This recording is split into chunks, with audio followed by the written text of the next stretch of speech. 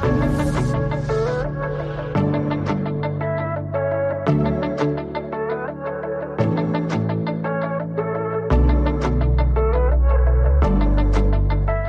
you ready to get your health back but feel overwhelmed by the endless healthcare options?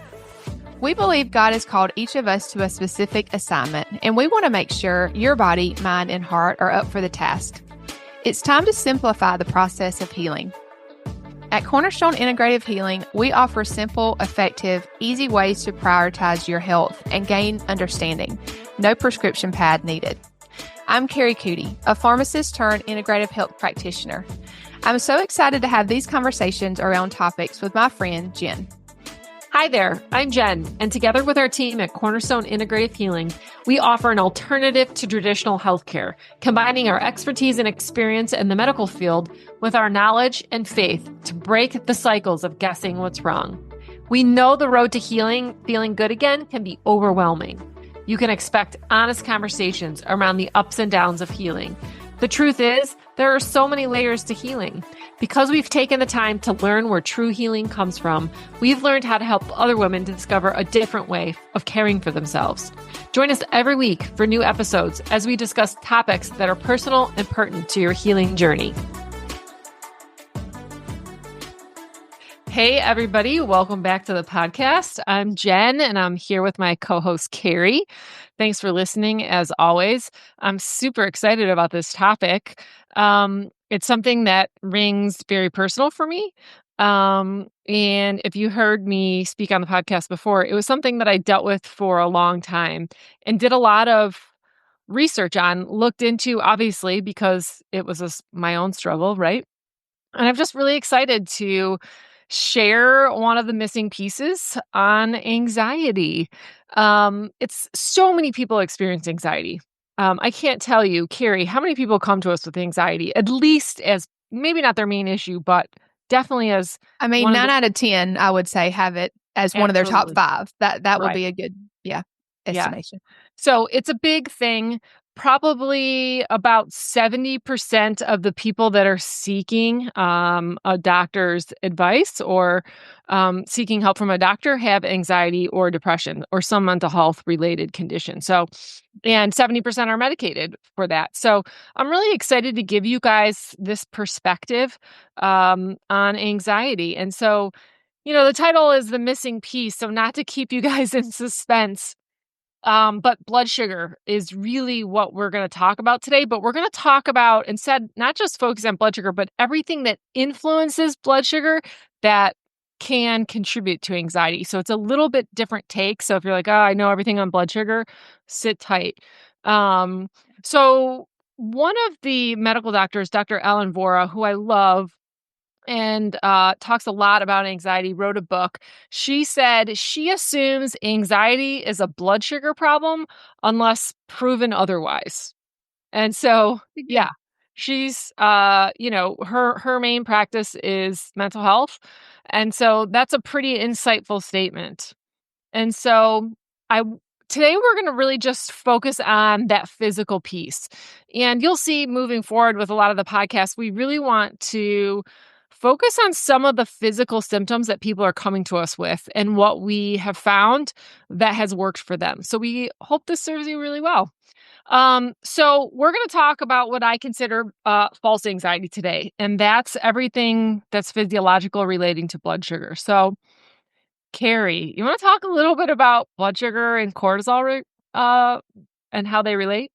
Yeah. So, cortisol is a stress hormone primarily, and cortisol is something that is naturally we should have, through the day in different amounts. But whenever we are stuck in maybe the more sympathetic dominant nervous system, we are going to produce cortisol more frequently, and that can really influence our blood sugar greatly. It makes it more unstable and can just basically drive it up. But then over time, it actually can be just super erratic, go super low and super high. And so low blood sugar can feel a lot like anxiety. That's why we're saying it's so important with that. And the cortisol, especially when it's released, it's actually in the glucocorticoid family, and so that is going to really influence the blood sugar and just the glycogen stores and all of that. It's kind of crazy and very complex the way that they are very interconnected. And that's why just simply keeping your blood sugar stable can help blunt that cortisol effect to get you out of that stress cycle to help alleviate some physical symptoms like anxiety. Right. So that's the broad overview, right? Every time our blood sugar drops, it throws us into a stress response because our blood sugar, of course, is the main kind of focus of the body because it wants to make sure it has the energy to get out of the way of the saber-toothed tiger. So under the umbrella of blood sugar and a stress response, we're going to talk about some things that really drive that stress response. And therefore, if the stress response is up and down, so is the blood sugar. Again, relating to and causing anxiety. So, one of the major things is mineral and vitamin deficiencies, and probably one of the main ones. So, when we don't have what we need, to basically do the physiological processes that the body is requiring, the brain goes into, okay, I need to get these foods or so that I can have these minerals and vitamins to do the work that the body needs to do. So one of the first things that I will always do to stabilize the stress response and therefore the blood sugar, obviously eating every 3 to 4 hours, but is to supply minerals. We love Re-Lyte here at Cornerstone. That's because the ratio of sodium potassium is 2 to 1. So there's twice as much sodium as there is potassium. Most people are deficient in sodium and they need more. So a lot of people will ask us, oh, what about this electrolyte or what about that electrolyte? Because there's tons out there. And some of them are okay, right? Like I know the LNNT is okay because it does have more sodium and potassium. The problem is when there's more potassium than there is sodium. That can be an issue for some people, not for everybody. Again, everybody is, unique. But I would say 95% of the time, the people that we're getting overwhelmed, anxious, very stressed, they need more sodium based electrolytes. So minerals is huge. And then vitamin deficiencies. So things that support blood sugar. Fish oil is a major one because we need good fats to sensitize insulin. So that's one. Obviously, chromium can be one, and not chromium picolinate, but a glucose tolerance factor, which is a soil-based chelated chromium that you get from plants. And then other trace minerals like chromium, vanadium, other things also really play a big role in stabilizing blood sugar. And then I would say number 2 would be we really focus on decreasing food sensitivities. Food sensitivities will cause inflammation, therefore driving up cortisol and therefore imbalancing blood sugar. So because and inflammation too, right? Inflammation plays a major role in anxiety and depression. And when you're eating your food sensitivities, that drives inflammation, and then that inflammation drives irritability and anxiety. So while we don't like taking people off foods, sometimes it's absolutely necessary to bring the symptoms under control while we heal the gut lining to give them a little bit of symptom relief. It's not, I think there's a lot of confusion around taking people off foods like, oh, you're not, it's really hard to be off the foods or it creates disordered eating. While that can be the case, it's super important in that time to bring down the inflammation quickly. And the fastest way to bring down inflammation is to take you off food sensitivities. So if your anxiety is severe, I would highly suggest that you come off those food sensitivities and then work on the gut lining. What are the major ones? So there's actually 14. There's 14 major ones. We'll put those in the notes, but I'll tell you the ones when I'm seeing people in person and muscle testing, which are the major ones. There's 5 really major ones that I see all the time. And that is wheat, dairy, and usually in this order, wheat, dairy, grains, corn, which falls under that, and soy. Those are the 5 really ones that show up over and over and over again. If I had to add a sixth one, that's probably before soy is probably eggs. I take that back. So soy and eggs, I find probably the same amount of time. But it's definitely wheat and dairy. Those are the two major ones. I think people are reacting to the wheat because of the Roundup, is my opinion. Yeah, That's just that's what what I I was about to say. yeah. Yeah. Uh, Again, most of the time, if it's raw dairy, if it's sheep's milk dairy, if it's goat's dairy, some people can tolerate it based on their gut, how leaky their gut is, and some people can't. So, with that said, just processed regular dairy is usually the issue. I would say probably half the time, people can tolerate either sheep's milk or goat's milk just fine. Yeah. So a So really easy step in that category might just be doing organic, like organic wheat. If you're still going to consume wheat, that will be an easy first step to eliminate some of those pesticides. I know we're talking about food sensitivities here, but if that seems overwhelming to you, start where you are, but those things really do make a big difference. Yeah, we have a lot of clients that will actually get French wheat or Italian wheat, and they do okay with it. Yeah.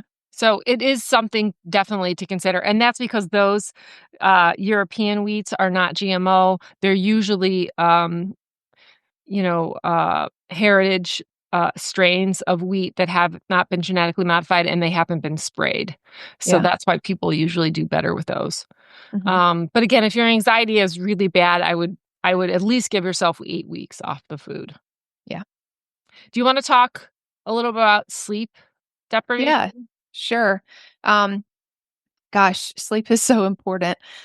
We've talked about it before for sure on different episodes, but as it relates to the Circadian topic of rhythm, maybe? yeah, yeah. But as it relates to the whole blood sugar anxiety thing, whenever our body is getting that rest, it's just regulating everything. We're detoxing, we're regulating our hormones. We're kind of re-energizing our body to obviously, do the things that we need to do the next day. And so sleep is really important when it comes to blood sugar. So a few different things, and we've mentioned these before, but just maybe reiterating them. Circadian rhythm plays a huge role in sleep, and just I would say also, just specifically in blood sugar because it helps to regulate melatonin and cortisol as well. Um, and that's why it's really important to try and get the first morning light, but also to block the blue light after sundown, excuse me, and before sunrise, because you don't want to get that cortisol spike at night from the blue light that you might be, taking in on your phone or around your house. So that can be super helpful in this whole conversation. And just lack of sleep, I notice if I don't get a good sleep at night, like my blood sugar, I can tell is way more unstable. Like I'll need maybe to eat more often, or I'll need more protein or something like that. I can definitely tell that I'll get anxious or just feeling overwhelmed a little bit easier when you don't have that quality sleep. And so I think it plays an absolutely huge role in this. Yes, yes. And the other thing is how that relates to, sleep deprivation relates to blood sugar is when you are sleep deprived, your ghrelin, which is your hunger hormone, goes up, and your leptin, which is your satiation hormone, goes down with lack of sleep. Therefore, you are going to have bigger blood sugar swings because your appetite's going to go up, and you might be craving carbs usually because it's quick energy, right? The body's tired. So if it's trying to light a fire, it's wanting some quick energy. And, use the analogy of a fire, quick energy on a fire is paper, and that's carbs, right? As opposed to putting a log on, which would be fat or protein. The body's like, I need something quick. I'm tired. Like, give me some energy now. And so you're craving those quick, Yeah. refined carbs, which causes your blood sugar to go up and then, of course, come straight down, which is when you're going to get that anxiety. Yeah. Also, with sleep deprivation, you do a lot of your glymphatic activity, which is your brain cleaning. Glymphlatics are really a lymph system that's specific for the brain that cleans out the brain at night. And when the body is not getting that deep restorative sleep, especially in the beginning of the night, you're not getting a good lymphatic action or a good detox of the brain. And so what happens is the body's trying to clean out all that brain gunk during the day. So it's using all its energy to clean the brain. Now it's got to run all the processes that it normally runs during the day. So it's like, hey, need more energy, right? So Mhm. you're trying to run two processes at the same time, which affect blood sugar massively. I mean, brain fog. Does anybody listening Oh, have brain fog? Can you not remember what you were gonna do? Like that, you walk into a room and then you forget. Yeah, I right? mean, it happens to all of us, but sometimes it's just way worse, and it's because of what Jen is explaining here. Yeah. Yeah. And then I think something that we can all relate to is being over caffeinated. So, caffeine, of course, stimulates cortisol, which increases the glucose release into the bloodstream. And then, of course, the result is a crash leading to anxiety. So, caffeine, if you tend to have anxiety, I would highly suggest that you restrict caffeine. Um, or do very small amounts, as to not to stimulate that cortisol response because, that's just the nature of caffeine, Yeah. is A it's lot of this though is such a like a you're on like a little hamster wheel, right? You don't get enough sleep, then you need energy, so you drink coffee, but then you have a crash and then you have more anxiety. So Yeah, it's like we got to stop that cycle. It's right. just or it's going to keep going because I mean, we all have things that we have to do. So then we just again get amped up on caffeine and yeah, it's just a whole thing. So Yeah, right, and then we don't because our cravings are there, we don't maybe eat the protein and fat that we need. So even just increasing good fats and forget about saturated, unsaturated fat for 1 second. I just want you to focus on naturally occurring fats. So like, butter, unalterated, coconut oil, extra virgin olive oil. Those are things that you can increase, monosaturated fats like even avocado. If you increase those fats because the brain works on fat or is made up of fat and it's regenerating uh, you know, uh, quite frequently. quickly, increasing the fat can even help curb anxiety Yeah. because when you increase fats, you increase stability of your blood sugar. So increasing fats, good fats, man-made fats, and then with that, proteins. So, basically, the building blocks of neurotransmitters are amino acids. So, amino acids are the building blocks of protein. If you do not have enough protein and therefore free amino acids, you can't make neurotransmitters. And neurotransmitters are key for keeping anxiety and depression at bay, as well as keeping your blood sugar stable. Right. So again, as Kari said, it's all linked. It's all cyclical. So those increasing the protein can be super, super important because even for the little ones, if you have anxious little ones, I Yeah. guarantee they are not getting enough protein. It's hard for me to get protein in my kids, I'm paying attention to it. Right. The average person's probably thinking like, when you go out to dinner, what's on the kids menu, right? It's mac and cheese, grilled cheese, chicken nuggets, right? I can guarantee if they're eating mac and cheese and grilled cheese, they're not getting enough protein. For breakfast, they usually get cereal, no protein at all. Yeah. And lunch, they might have peanut butter and jelly or maybe a lunch meat sandwich, which they are getting some protein, which is good. Um, Yeah, so if you're feeling like, "Where do I even start? This is a lot," start there. Try to eat enough protein. I've found, especially with myself and then in our clients, like, try to get it early in the day as you can. Try to if you start your day with a great breakfast, it tends to just carry on over, right? It's just a little bit easier to make better choices and your blood sugar is a little bit more stable going into the day versus if you don't eat anything and then you're drinking coffee on an empty stomach, it's just hard to sometimes get out of that cycle once you've started it in the day. So try and eat enough. Try to eat 30 grams of protein at breakfast. Yeah, and so what I usually eat is 2 eggs. I'll have either, some Greek yogurt with a scoop, with some blueberries, or I'll have some coconut yogurt with, a scoop of the Equip protein. And then I put a scoop of collagen, in my King coffee, and that gives me about 37 grams, which you will notice a difference if you eat breakfast within 1 hour and eat, Yeah, try to shoot for that 30 to 35 grams, you will notice a difference throughout the day in your anxiety. 100%. 100%.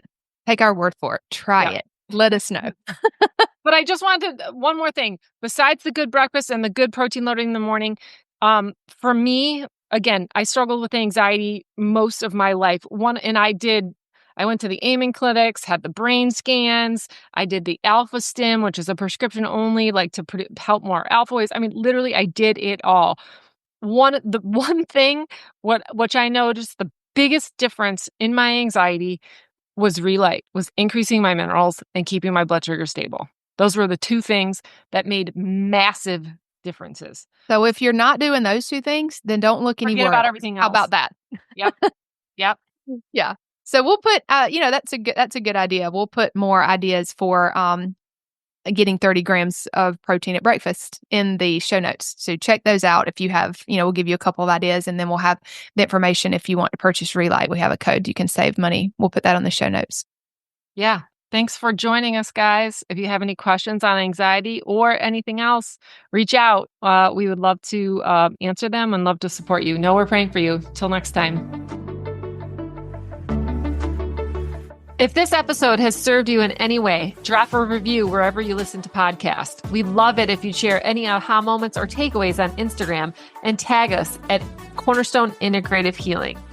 And if you haven't already hit the subscribe button, please do so. We want to continue to walk this journey with you. Until next time, friends, know that we are praying for you.